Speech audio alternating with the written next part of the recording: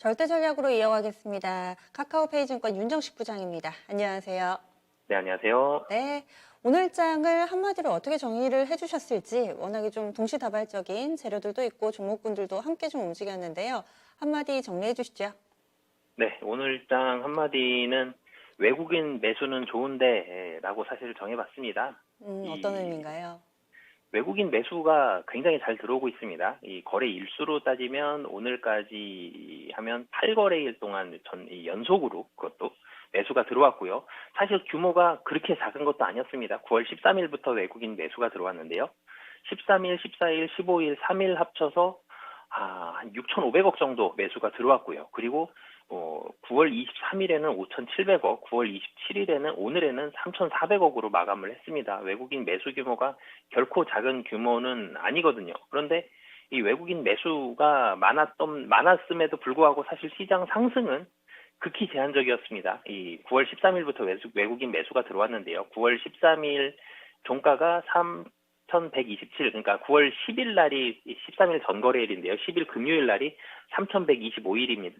25포인트입니다. 그 다음부터 8일 연속으로 샀음에도 불구하고 지수는 오늘 종가가 3,133.27이거든요. 그러면 8포인트를 채 못 올렸어요. 외국인 매수 규모에 비해서는 지수가 상당히 좀 못 올랐고요. 그리고 시장 주도 섹터가 사실은 좀 부재한 게 가장 큰 원인이긴 한데 시장 상승에 대한 사실 요인들은 그래도 좀 부족한 상황이다. 외국인 매수가 들어와서 하락은 제한되어 있지만 상승에 있어서는 좀 극히 제한적인 그런 상황이다. 라고 말씀을 드리고 싶어서 오늘은 외국인 매수는 좋은데 라고 좀 정해봤습니다. 여러 가지 재료들 가운데서도 결국에는 외국인 수급에 집중해 봤던 건데요.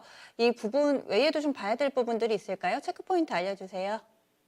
네, 우선은 뭐 좀 전에 말씀드렸던 대로 외국인 매수, 그리고 기관의 매수, 외국인과 기관의 순매수가 국내 증시에서는 뭐 가장 중요합니다. 다른 나라들, 뭐 특히 중국 같은 경우에는 개인 투자자들의 수급이 가장 중요하지만 국내 같은 경우는 어쩔 수 없이 외국인이 뭐 압도적으로 1번으로 중요하고요. 그 다음에 기관 봐야 되는데 외국인 기관 양매수까지 들어왔음에도 불구하고 오늘 8포인트, 0.27%밖에 사실은 좀 못 올랐거든요. 이 수급을 계속 잘 봐야 되는 부분이긴 하지만 이 수급이 좋았음에도 불구하고 좀 못 올랐던 이유는 좀 전에 말씀드렸던 대로 주도 섹터, 주도주가 없습니다. 오늘 삼성전자와 SK 하이닉스 이 매수가 꽤 많이 들어왔음에도 불구하고 삼성전자는 0.55%, SK 하이닉스는 0.48%, 둘 다 0.5%밖에 사실은 못 올랐거든요.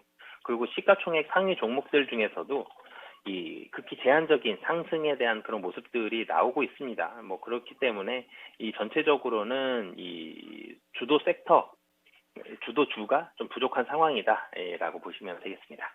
네. 그러면은 이번 한 주 동안은 어떤 증시 일정 있나요? 네, 사실은 증시 일정도 결론부터 좀 말씀을 드리자면 이 중국 이 국경절 연휴로 10월 1일부터 7일까지 휴장을 하게 됩니다. 그렇기도 하고 중요한 이슈가 사실은 거의 끝났었죠. 헝다그룹도 있었고요. FOMC도 있었고 중요한 정말 뭐 사실은 모든 경제 지표 발표는 중요하지만 정말 중요한 것들은 좀 끝났고요. 9월 28일 날 그래도 좀 본다라면은 미국 리치몬드 연방 제조업 지수, 지금 제조업 지표들 이 그렇게 좋은 편은 아니거든요. 제조업 지수들이 어느 정도 나오는지 계속 깨져서 나온다라면은 사실은 이제는 좀 좋지 않아 보이는 이 시간이 왔습니다. 전에 뭐 한 달 정도 전까지만 하더라도 지표가 안 좋으면 테이퍼링 늦춰진다. 지표가 좋으면 테이퍼링이 빨라진다. 뭐 또 지표와는 좀 반대로 움직이는 경향들이 있었는데 이제는 FOMC에서 비교적 명확하게 테이퍼링에 대한 얘기를 해줬고 금리 인상도 상당히 좀 구체적으로 다가오고 있기 때문에 지표는 이제는 정확하게 따라가는, 지표가 좋으면 경제가 좋은 거고요. 지표가 나쁘면 경제가 나쁜 거니까 좋을 때 주식이 올라가고 나쁠 때 주식이 떨어진다. 이 사실의 흐름대로 갈 가능성이 높아서 제조업 지수 보셨으면 좋겠고요. 국내도 좀 살펴봐야 될 것 같습니다. 10월 1일 금요일 날 한국 수출입 동향 발표되는데 국내 같은 경우도 사실은 이 미국보다 국내 증시인데도 사실 미국 지표가 더 영향을 많이 미치긴 하지만 국내 수출입 동향 지표도 좀 잘 보셨으면 좋겠습니다. 네, 알겠습니다. 그러면은 재료도 일정도 소강 상태인 모습 가운데 한 주 동안에 좀 어떤 점을 중점적으로 봐야 될까요?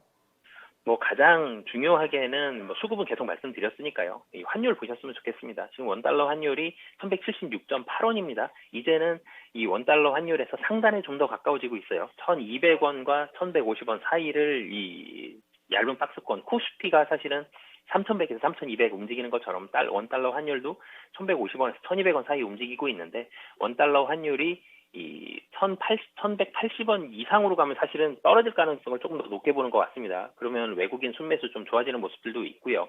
그렇기 때문에 원달러 환율이 좀 급격하게 사실은 상승하면 외국인 수급 좋지 않습니다. 원화가 약세가 되기 때문에 급격한 상승이 혹시 나오는지, 그렇지 않다라면 1,200원 가까이 갔을 때는 수급이 다시 좋아질 가능성이 높다.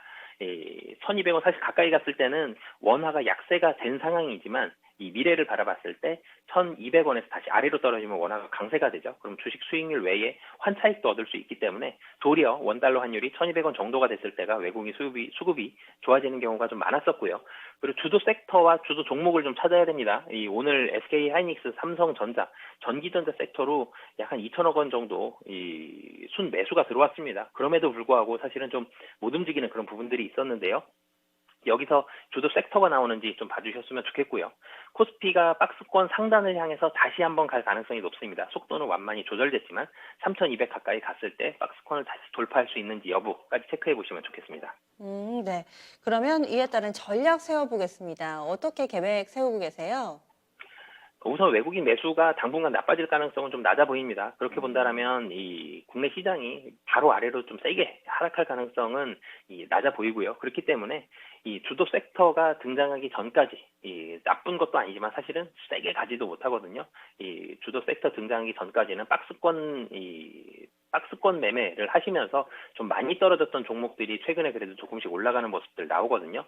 그래서 박스권 매매 많이 하락했다가 최근에 반등하고 있는 종목 혹은 길게 봐서 이 실적들이 좀 좋아지는 종목들, 좀 장기적으로 바라봤을 때 좋아지는 종목들 위주로 대응하시면 좋겠습니다. 2차 전지를 주도 sek터로 볼 수는 없을까요? 친환경 컨셉 이쪽이요.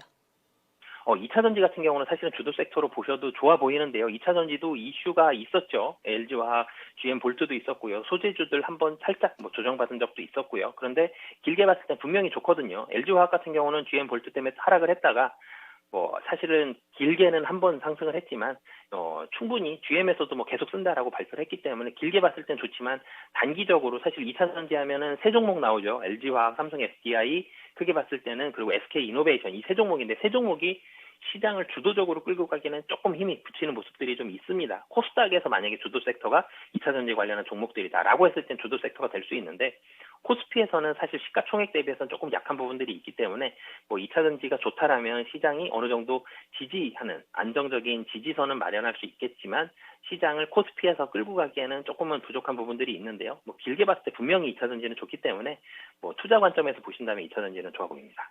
네. 그렇다면은 추천주라든지 눈여겨보고 계시는 종목군 혹은 섹터 있으세요? 네. 제가 좀 전에 말씀드렸던 2차 전지 쪽 사실은 계속적으로 좀 보고 있는데요. 세 종목 다 좋아 보입니다. 결론부터 말씀드리면 삼성 SDI 같은 경우는 이 3분기 실적도 그렇고 4분기 실적도 시장 컨센서스는 충분히 부합할 것으로 보여지고요. SK 이노베이션 같은 경우는 사실은 사업부 분사 이슈가 있었는데 그 사업부 분사 이슈는 대부분 주가에 반영이 돼서 최근 들어서 정제 마진도 마침 올라가고 있죠. 그리고 이 자회사, 2차 전지 자회사는 이 당분간 주주가 바뀌거나 주주의 일부라도 바뀌거나 아니면 IPO를 단기간 내에 1년 안에 할 가능성은 좀 낮아 보이기 때문에 이 우려감은 반영이 됐고 이 실적에 있어 상방이 좀 열려 있다, 올라갈 가능성이 있다라고 보여지고 LG화학 같은 경우도 GM볼트 배상금이 아직 확정되지는 않았지만 GM에서 계속 사용하겠습니다라는 신뢰를 보내고 있기 때문에 이 2차 전지 관련된 이 코스피 상장사 세 곳 다 사실은 매력적인 이 종목이다라고 보여집니다. 네, 알겠습니다. 자세한 말씀 고맙습니다. 네, 감사합니다. 네, 카카오페이증권 윤정식 부장과 이야기 나눠봤고요. 시장에 외국인 수급은 상당히 좋기는 한데 주도 섹터가 나타나지 않아서 지수는 박스권에 갇혀있고 이 속에서의 순환매를 잘 활용해야 된다라는 이야기 이 시간에 좀 전해주셨네요. 그래서 많이 소외됐던 종목군들도 바닥에서 올라갈 수 있는 가능성 엿보고 있습니다. 오늘은 이와 좀 비슷한 뉘앙스의 투자 전략이 좀 많았습니다. 그래서 너무 반짝반짝한 곳만 쳐다보시지 마시고 그 이면에 그늘이 그리워진 쪽에서도 또 향후에 어떤 수익을 내줄까 좀 곰곰이 생각해 보시면 좋을 것 같아요. 종목에 대한 고민이 있으시면은 이어지는 시간까지 함께 해주세요. 진짜 쉬운 진단이 여러분을 기다리고 있습니다. 실시간으로 게시판 참여 가능하니까요. 여러분들도 많이 또 신청을 해주시면 좋을 것 같고요. 지금까지 다양한 투자 판단에 대한 도움 말씀드렸습니다. 종목의 상승과 하락을 보장하지는 않습니다. 내일은 지수가 좀 시원스럽게 올라졌으면 좋겠어요. 뭔가 좀 종목만 가면 답답한 감이 없지 않아 있죠. 내일 장을 기대하면서 여기서 인사드릴게요. 함께해 주신 여러분 고맙습니다.